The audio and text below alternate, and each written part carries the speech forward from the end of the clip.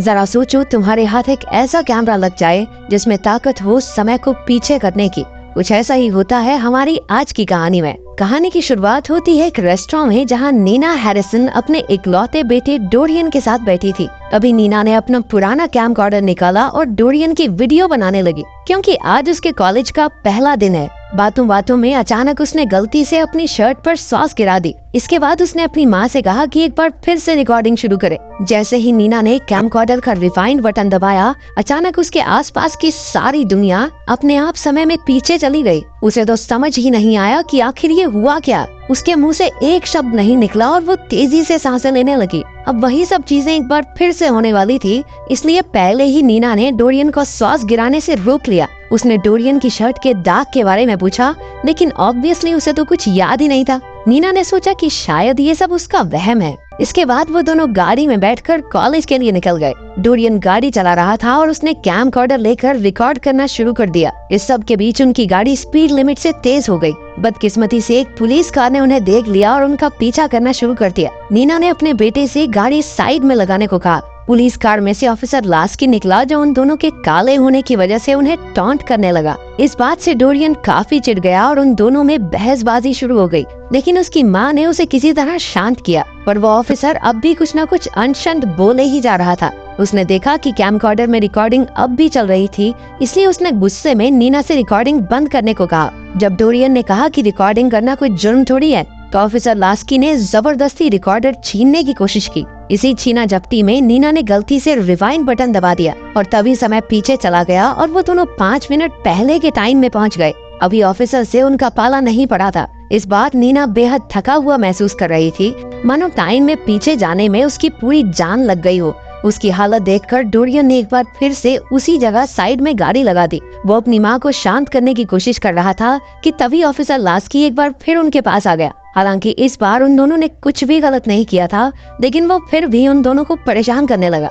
Laski ने कहा कि उनकी कार का एक कोना अब भी सड़क से टच हो रहा है और ये भी एक जुर्म है। डोरियन ने उसे समझाने की बहुत कोशिश की, लेकिन वो तो मानो घर से मान के आया था कि इनका चालान तो काटना ही काटना है। डोरियन के उसकी बात ना मानने पर लास्की ने अपनी बंदूक निकाल ली। वो शूट करने ही वाला था, लेकिन खुशकिस्मती से नीना के हाथ में अब भी वो कैमकॉर्डर था। उसने रिवाइंड बटन दबा दिया और जैसे तैसे वो इस मुसीबत से बच गए। इस बार उसने काफी देर तक बटन दबाए रखा, जिस वजह से वो वापस रेस्टोरेंट में ही पहुंच गए। पता चलता है कि असल में लास्की तो उनके साथ पहले से ही रेस्टोरेंट में मौजूद था। वहीं से उसने उन दोनों पर नजर रखी हुई थी। वो काले लोगों से नफरत करता था, इसलिए बिना बात ही उन्हें सबक सिखाना चाहता था। नीना को एहसास हो गया कि उसके बेटे की जान खतरे में है, इसलिए वो बिना समय गवाए वहाँ से बाहर निकल गई। इस बार वो गाड़ी चला रही थी और उसने लंबा रास्ता पकड़ लिया। उसे लगा कि इस तरह वो उस पुलिस वाले से बच जाएंगे। उधर डोरियन को उसकी माँ की हरकतें कुछ अजीब लग रही थी, लेकिन नीना ने उसे कुछ नहीं बताया। कुछ देर बाद दोनों एक होटल में पहुँचे और बाहर का खाना ऑर्डर किया। बैठे बैठे नीना टीवी पर एक लॉटरी शो देखने लगी। तभी उसके दिमाग में एक आइडिया आया। उसने पहले ही लॉटरी के नंबर देखकर याद कर लिए और फिर समय को रिवाइंड करके स्मार्ट बनने के लिए उसने सारे नंबर सही सही बता दिए, जिससे डोरियन का मुंह खुला का खुला रह गया। उसने प्लान बनाया कि आगे चलकर वो ऐसे ही लॉटरी जीतेगी। नीना को लग रहा था कि खतरा टल चुका है, लेकिन तभी कोई जोर जोर से दरवाजा खटखटाने लगा। डोरियन ने दरवाजा खोला तो वहाँ ऑफिसर लास्की खड़ा था। वो एक बार फिर उनका पीछा करके वहाँ तक पहुँच गया था और इस बार अपने साथ शोर मचाने की कंप्लेंट भी लाया था। लास्की ने दोनों से अपनी आईडी दिखाने को कहा। एक बार फिर से डोरियन का पारा चढ़ गया, क्योंकि उन्होंने तो कुछ गलत किया ही नहीं था। उसने लास्की को बाहर भेजने की कोशिश की, लेकिन तभी ऑफिसर की नजर नीना के हाथ में कैमकॉर्डर पर चली गई। लास्की जबरदस्ती कमरे में घुस गया और डोरियन और उसके बीच हाथापाई शुरू हो गई। नीना डरी हुई सब कुछ देख रही थी कि लास्की ने उसके बेटे का सर शीशे में दे मारा और उसे शूट करने के लिए तैयार हो गया। लेकिन ऐसा होने से पहले ही नीना ने टाइम रिवाइंड कर दिया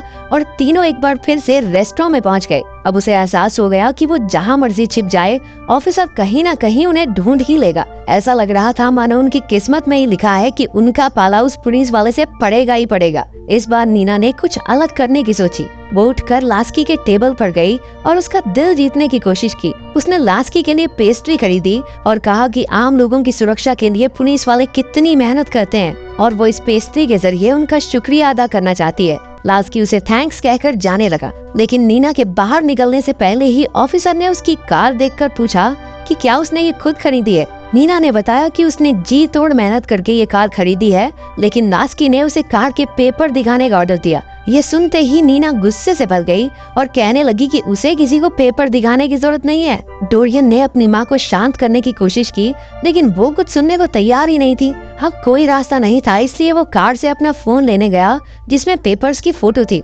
लेकिन जैसे ही उसने फोन निकाला, लास्की को लगा कि ये गन है और इसलिए उसने एक ही सेकंड में गोली डोरियन की छाती के पार कर दी। डोरियन की मौके पर ही मौत हो गई।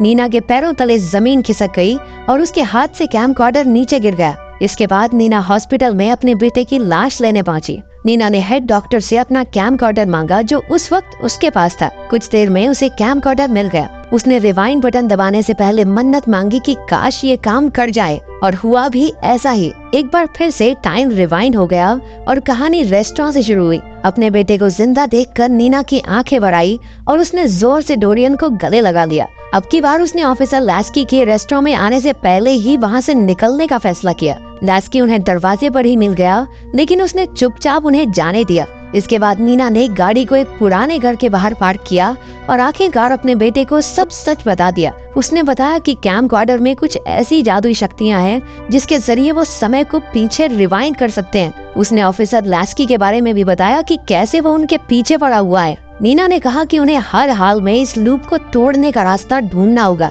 डोरियन जानता था कि उसकी माँ झूठ नहीं बोल सकती, इसलिए उसने कुछ सोचकर कहा कि उन्हें मेन रास्ते से हटकर उसके मामा के घर चलना चाहिए। कुछ देर बाद वो एक मोहल्ले में पहुँचे जहाँ नीना का बचपन गुजरा था। तब नीना ने बताया कि उसके बड़े भाइयों को पुलिस ने बड़ी बेरहमी से गोली मार दी थी और तब से उसके दिल में गहरा सदमा लगा है। जल्द ही वहाँ डोरियन का मामा नील आ गया। नीना और नील के बीच रिश्ते कुछ ठीक नहीं थे, क्योंकि उनके पिता की मौत के समय नीना उन्हें एक आखिरी बार देखने तक नहीं आई और इसीलिए नील आज तक उससे गुस्सा था। वो माँ बेटे को घर के अंदर ले आया। तब नीना ने उसे कैमकॉर्डर की सारी कहानी बताई और ऑफिसर से बचने के लिए अपने भाई से मदद मांगी। उसने नील को विश्वास दिलाने की पूरी कोशिश की कि वो झूठ नहीं बोल रही। उस समय हमें पता चला कि असल में ये कैमकॉर्डर उनके पिता का हुआ करता था। नील को भी याद आया कि उनके पिता अक्सर इस तरह के जादू की कहानियां सुनाया करते थे। शायद उन्होंने भी मुश्किल समय से बचने के लिए कैमकॉर्डर का इस्तेमाल किया होगा। कुछ और बातें करने के बाद भाई बहन ने अपने बीच का गुस्सा भुला दिया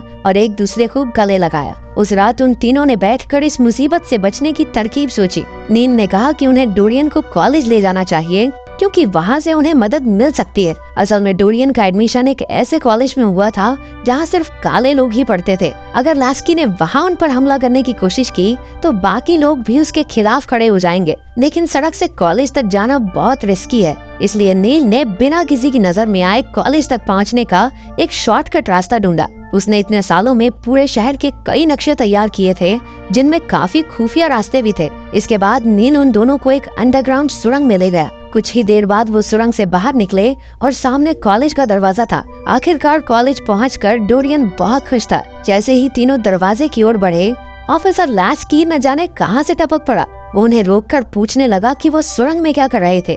डरकर नीना अपने बेटे को वहां से ले जाने लगी, लेकिन ऑफिसर ने बंदूक निकालकर उसकी ओर तान दी। तभी नील उनके बीच आ गया और ऑफिसर से कहा, अगर दम है तो अब शूट करके दिखा। उसी वक्त कुछ और पुलिस वाले अपनी बंदूकें लेकर वहां पहुंच गए। अब नीना लास्की के अत्याचारों से तंग आ चुकी थी। उसने अपना कैमकॉर्डर उठाया और उनकी वीडियो बनाने लगी। डोरियन ने अपनी माँ से कहा कि रिवाइंड बटन दबाकर सब कुछ एक बार फिर से शुरू कर दे, लेकिन अब बहुत हो चुका था। बल्कि अब नीना ने कैमकॉर्डर लॉक कर दिया। अब वापस जाने का कोई रास्ता नहीं था। उसकी हिम्मत और साहस देखकर बाकी स्टूडेंट्स भी अपना फोन निकालकर ऑफिसर की बदतमीजी की रिकॉर्डिंग करने लगे। ये देखते ही लास्की की तो हंसी छूट गई, लेकिन तभी नीना उसे ताने देने लगी कि कैसे वो अपनी ताकत का इस्तेमाल करके सिर्फ लोगों के काले रंग की वजह से उन्हें हरास करता है, परेशान करता है। उसे अपनी नफरत के सिवा कुछ दिखाई नहीं देता, तो वो लोगों के लिए क्या काम करेगा। उसकी बातों से बाकी पुलिस वाले भी शर्मिंदा होकर पीछे हट गए। लेकिन लास्की अब भी नीना को सबक सिखाने पर तुला हुआ था। उसने गोली मारकर सब कुछ खत्म करने की सोची, लेकिन जब उसकी नजर आसपास के सभी स्टूडेंट्स और उनके कैमरास पर गई तो वो डर गया। उसने अपनी बंदूक नीचे की और वहाँ से चला गया। आखिरकार नीना और डोरियन इस जानलेवा लूप से बाहर आ चुके थे। कुछ साल बाद नीना उसी कैमकॉर्डर से डोरियन और उसकी बेटी की वीडियो बना रही थी, जब बच्ची ने कैमकॉर्डर ले लिया और गलती से जमीन पर गिरा दिया। कैमकॉर्डर के टुकड़े टुकड़े हो गए। नीना की आंखों के आगे अंधेरा छा गया। इस कैमकॉर्डर की वजह से वो जिंदगी में न जाने कितनी मुसीबतों से बची थी, लेकिन इसी वजह से उसकी आम जिंदगी पर भी असर होने लगा था। डोरियन ने उसे समझाया कि अब उन्हें आगे बढ़ना ही होगा। नीना ने भी बात मानकर एक नई जिंदगी की शुरुआत की, लेकिन कुछ ही पलों में पुलिस के सायरन सुनाई देने लगे। अब एक बार फिर से उसे लास्की का सामना करना होगा, लेकिन इस बार बिना रिवाइंड बटन के।